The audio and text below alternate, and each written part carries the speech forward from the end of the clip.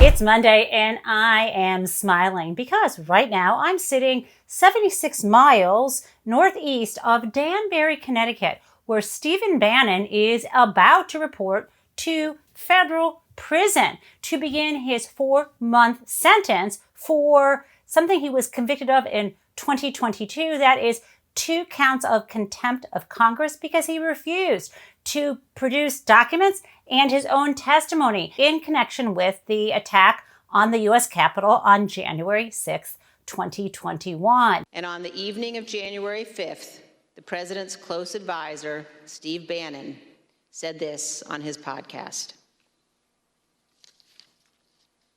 All hell is going to break loose tomorrow.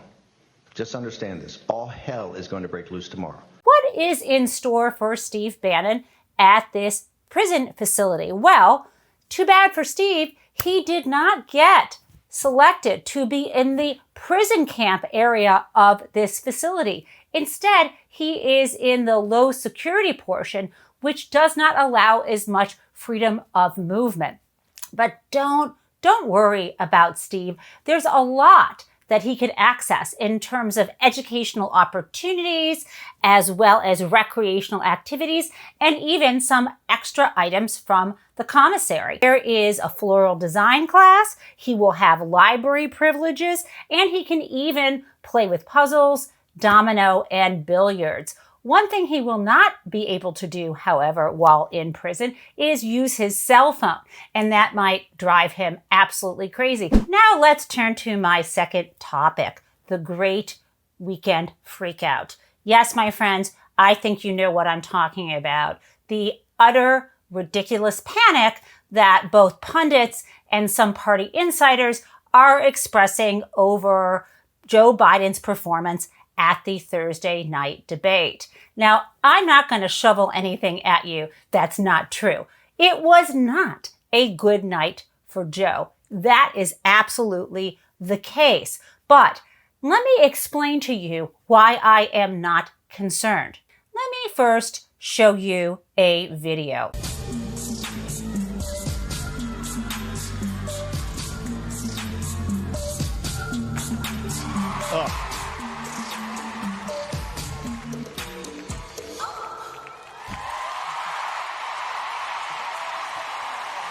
You can hear the crowd go wild. The commentators are praising her routine and her stellar performance.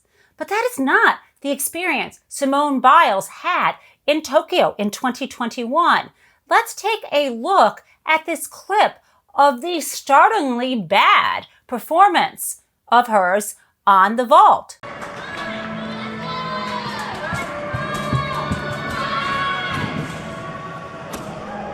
She did not stick the landing. People expressed concern immediately. There were folks who wrote her off. You know one publication who did that? I want you to guess. Yes, it was the New York Times. And I'd like to read to you what they said after that terrible vault at the Olympics in Tokyo. They described the fact that Simone Biles temporarily withdrew from the finals, even though she went back in and still competed. But for a few days she withdrew, and the New York Times called it the end of an era. Oh, I don't think so, people. She came back in, she earned a bronze for her team, and she offered an explanation for that bad performance. And what she explained was that she had been experiencing something gymnasts refer to as twisties. And that is that when you are flying through the air in a turn or a twist or a tumble, that you, as a gymnast, lose the sense of where you are relative to the ground. There could be nothing more scary. This is a very dangerous sport. Look at what she does when she is performing well.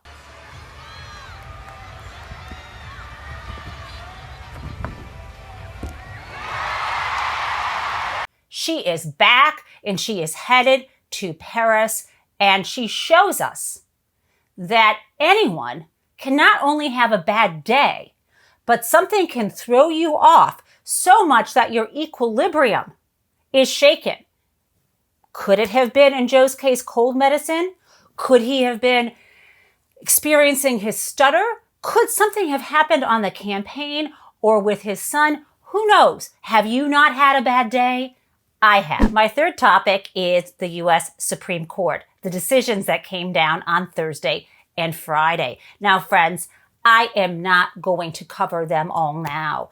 If you want those decisions explained to you in detail and with the context, please watch Daniel Uhlfelder and I on Wednesday at 2 p.m. live for Legal Nerds. We're going to take the cases one by one, and we are going to leave you with a better understanding of the good, the bad, and the ugly from this Supreme Court season. I just want to tell you quickly about two of them. The first one is a decision called Grants Pass. And in this case, the Supreme Court, in a 6-3 decision, conservatives against the sensible liberals, decided that it is okay for cities to criminalize homelessness. We had a situation where this city in Oregon had, a small city, let me tell you the number, of 38,000 people, had roughly 600 homeless residents. But there were not 600 beds for them to stay in. There was no emergency shelter, and even the places that could sometimes offer beds, it did not add up to 600. So people would sleep in parks or sleep in their cars, and this was forbidden. And the case was brought all the way up to the U.S. Supreme Court, and the folks who want to challenge this law argued that it was cruel and unusual punishment under the Eighth Amendment of the U.S. Constitution to imprison someone because they have nowhere to live and there is nowhere for them to live other than in their cars or in the parks. So the second and last case that I'm going to talk about today that came down last week from the Supreme Court was the end of a long-standing precedent known as the Chevron Doctrine. The conservative justices ruled 6-3 to end this extremely important precedent that gave federal agencies like the Environmental Protection Agency discretion to interpret laws passed by Congress in the case when the laws were not crystal clear.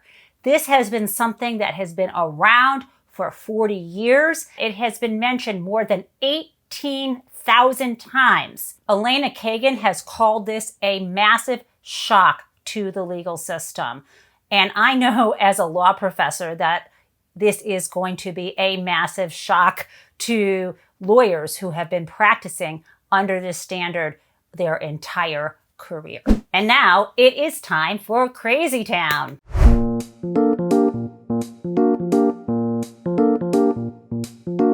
Crazy Town is the editorial board at the New York Times and David Remnick at the New Yorker and all of the pundits who are running their mouths on television and in email chains with some magical cinematic idea that they are going to convince Joe Biden to step down, and somehow the Democrats, who apparently they somehow have no memory, always agree on candidates and never have protracted primaries, are going to settle on new candidates for president and vice president.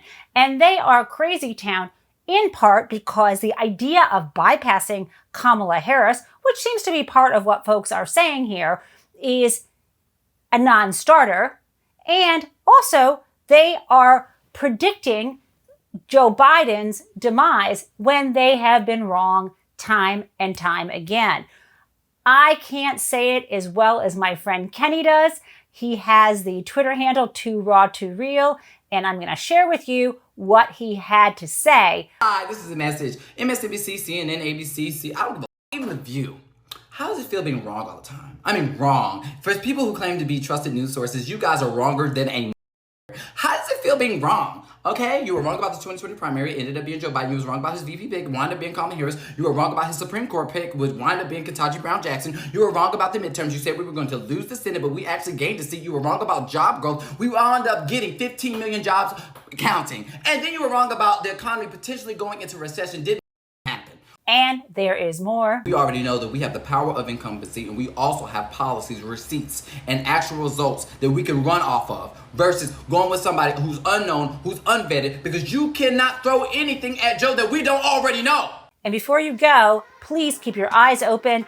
10 a.m. today is the final day the U.S. Supreme Court will issue opinions, and we are waiting on the immunity decision involving Donald Trump. Please know that we will be here, right here on Mary Trump Media with an emergency nerd session to discuss that decision. See you later this morning.